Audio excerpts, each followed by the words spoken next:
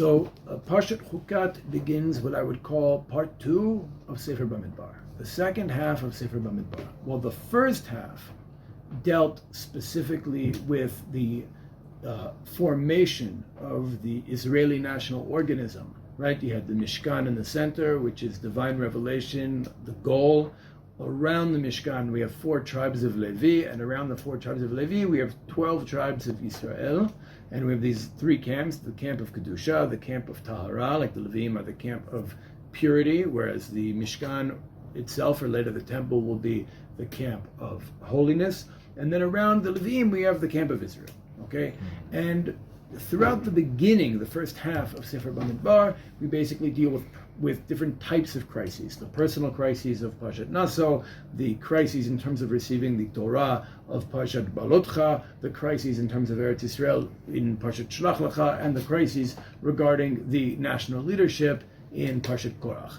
Now we fast forward 38 years. We have roughly 38 years of the nation continuing, functioning according to what we can anachronistically call a communist existence, with Moshe leading, with the man coming from the sky, that was our food, with the water coming from the well of Miriam, with the clouds of glory protecting us from the elements and from any enemies. And we're really existing in a part of the desert that's totally uninhabitable. Right, we're existing for decades in a place where humans can't actually survive, which makes us all the more scary to the other nations. And the theme of Parshat Hukat is actually going to be our military confrontations with the other nations, whereas the theme of next week's Parshat Balak, is going to focus on our spiritual confrontations with the other nations of the world and other ideologies. And that's actually very important because it teaches us something. If we have a spiritual message to share with humanity, we're only able to really share it, in most cases, after we've already established ourselves as strong. After we've already established that people need to hear what we have to say. Often our military successes have to come before our spiritual message can be heard. That's what the Torah is showing us here, and that's what we see even in modern times, right? The Zionist movement and the state of Israel has to win wars before the world cares what we have to say. Now, that doesn't mean we have to initiate wars in order to win them. The wars come to us, right? In many cases, we did have to initiate a war against the British Empire when they were occupying our land, because we have an obligation in every generation to liberate our land from foreign rule. Certainly according to the Ramban, Nachmanides, and certainly according to the Pitchei Tshuva in Even Ezer Siman Ayin Hey, that says it's Pitchei Tshuva Vav, that says all the Rishonim and all the Achronim are in agreement with the Ramban here.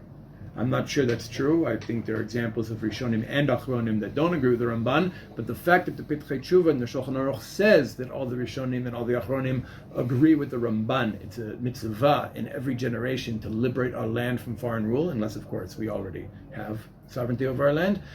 The fact that they're making that statement, the fact that we see that statement, the Pitchei Tshuva already is telling us this is a mainstream position.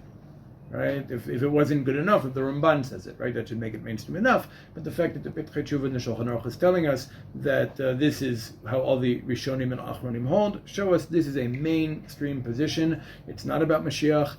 If our land is under foreign rule, we have an obligation to fight to free it. Okay, so we did have an obligation to fight the British, but since then a lot of wars have been imposed on us,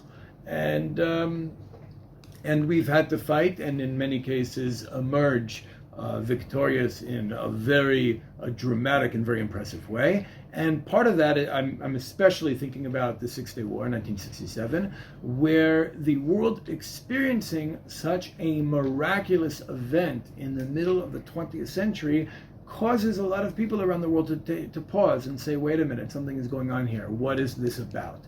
And when they say, what is this about? Part of that is the children of Israel, the characters from the Tanakh, right? The characters from the Bible, that nation that came out of Egypt and got the Torah at Sinai and then came into its land and conquered it with Yoshua, etc., etc., etc. They've come back to life. The characters from the biblical age have actually come back to life in modern times. They must have something important to say. And we haven't said it yet. Right? That's part of the problem. That maybe we've gotten to the point where we're supposed to say it.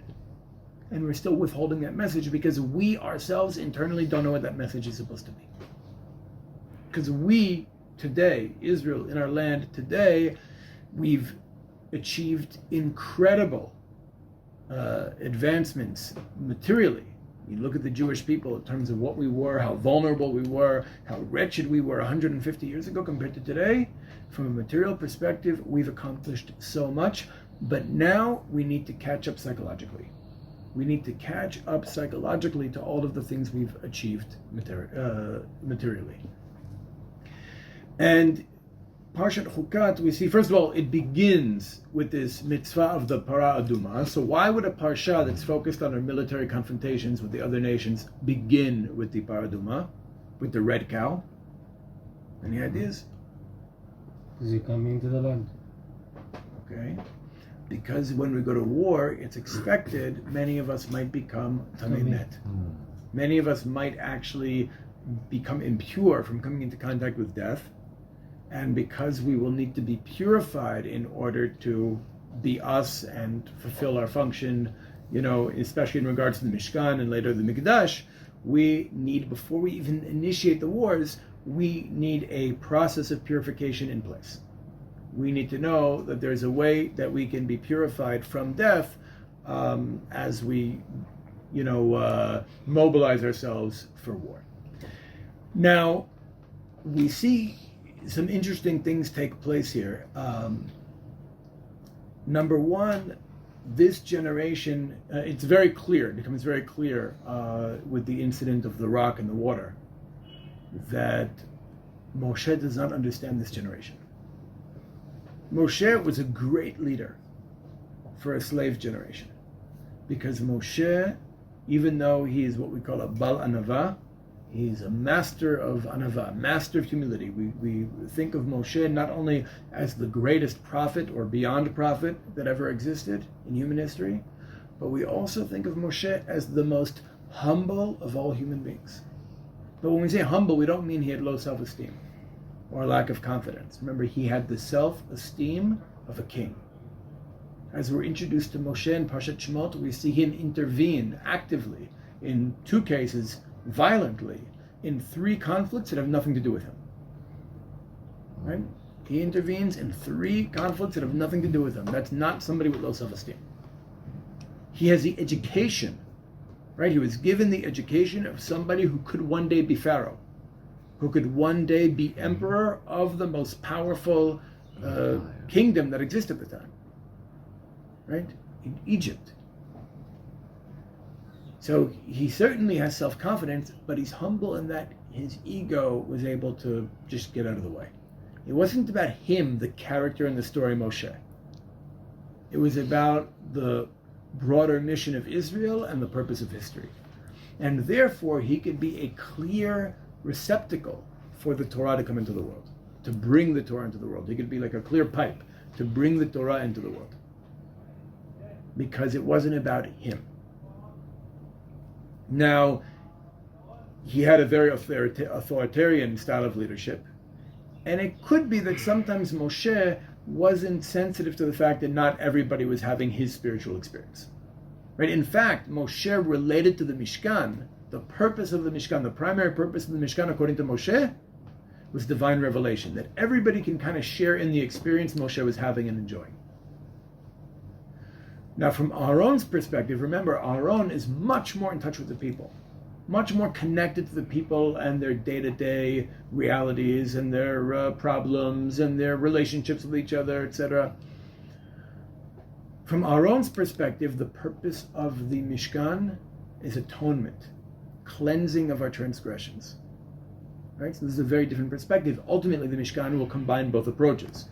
That the Mishkan is both for the purpose of cleansing us of our transgressions, so we can actually receive some kind of divine revelation. But we see that Moshe did not understand this generation, this new generation that was born free. And we see that Moshe was not the appropriate leader for this generation. He ultimately cannot lead us into the land of Israel. Also Miriam, also Aaron. Now, the nation is looking to conquer its land. And the nation is looking, right? We say the whole generation that was meant to die out in the desert has died out. The nation is impatient to conquer its land, and part of that means transitioning to a natural existence. In the Midbar, we existed supernaturally. We existed by miracles. The Be'er Miriam, the Man, right? These are all miraculous, and now we need to become natural. And we see a very interesting incident here, where the people complain. This is already after Aaron leaves the world, and therefore we don't have the clouds of glory protecting us anymore. And the people complain, and snakes come and bite them. People want naturalness.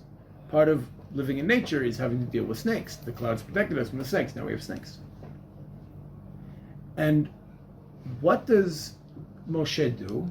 He's instructed to take a staff and put coil a copper serpent around the staff. To this day, this is like the international sign of health, right? Of health workers. A stick with a copper snake coiled around it. And apparently, when people looked at this copper snake, they would be saved from the dangers of the snake bites and they wouldn't die. Right? So what's going on here? They asked Moshe, remember, they asked Moshe to lehitpalel, right? Remember, in ancient times, when you look at the Torah, the average person does not engage in tefillah. Tefillah was considered the sole property of prophets. Only prophets were trusted to engage in tefillah. The average person did not engage in tefillah. So they come to Moshe and they ask him to lehitpalel, right? What is sometimes misunderstood, mistranslated as the word prayer, and on their behalf, so that they can, the snakes would go away. Now, the snakes don't go away. They look at this copper snake and they're healed. So what's the deal with this copper snake? Well, the deal with the copper snake is that, remember, when we left Egypt, we were commanded to make Totafot, right? We call the head tefillin. Paro, on his head, wore a uraeus, this cobra, round. The igul, the roundness, was the ideology of Egypt. Nature, give in to your passions, live your nature, dominate others, give in to the Yetzer Hara. That was the ideology of Egypt. The kav, the straight line, is the ideology of Israel, right? There's a divine purpose, and there's a way to behave in this world, to bring humanity to its goal. What did we do? What are the Totafot? They're a symbol of our victory over Egypt, because we took what was Egyptian and we made it square. We turned